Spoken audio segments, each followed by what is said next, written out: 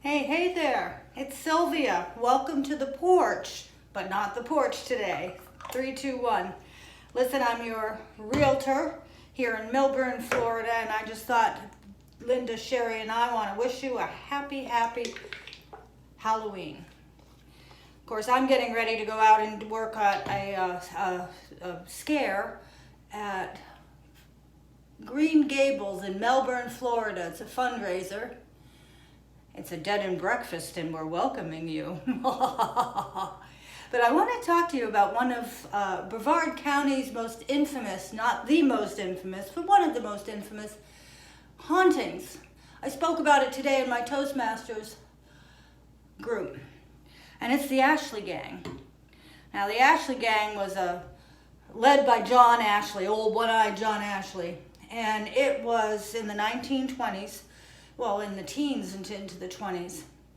In 1924, they met their demise at the hand of Sheriff Baker. Now, they met their demise in Brevard County, technically. It was on the southern border between Indian River County and Brevard County. And it was at the old Sebastian Bridge, which is no longer in the same place. It's no longer the exact bridge in existence.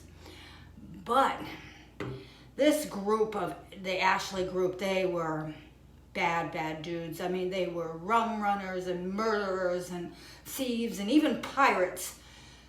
And they had terrorized the state of Florida for about 10 years. And all the authorities just couldn't wait to get them gone. But no one was more irritated than this Sheriff Baker, because for some reason, John Ashley just loved to poke Sheriff Baker. Poke, poke. You know the kind. Well, it didn't set well with Sheriff Baker.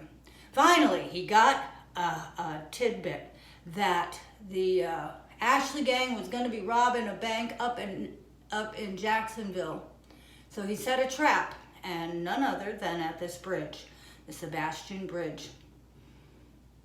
Well, the John Ashley Gang, they fell for it. What he did was, the sheriff, he put chains up against the bridge, and he had a red lantern sticking up there. And the Ashley Gang, just as I said, they fell for it, and they got right on the bridge, and they were trapped. The police got them out, they handcuffed them, and that was it. So all the witnesses, they go running into town, because this was big news, obviously, but big news because also there was a split in the society about they either loved the Ashley Gang, you kind of had a Robin Hood complex about them, or you hated them. So the witnesses ran back into town, woo-hoo-hoo, big news.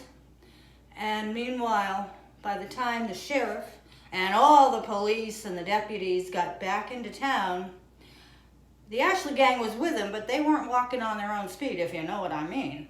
They were still handcuffed, but they were riddled with bullets. Now, the story goes, or the police report goes, or the sheriff's report goes, that old One-Eyed was handcuffed, and he went down to grab a undiscovered weapon from the police.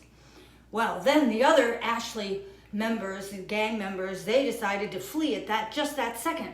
So there they are, and meanwhile, the police just started shooting and shooting and shooting again, till every single one of those Ashley guys was not only dead, they were more than dead. And that's the way it goes. But I will tell you, the haunting, the people in that area, the residents, they say that at night you can still hear the gunshots and the moans of those Ashley Gang members. So there you go.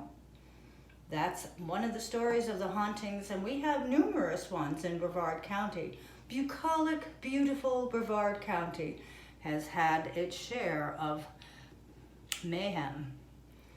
And that's it for me. Come join us at Green Gables for Foggy Bluff Dead and Breakfast. We're dying to have you check in. Happy Halloween, folks.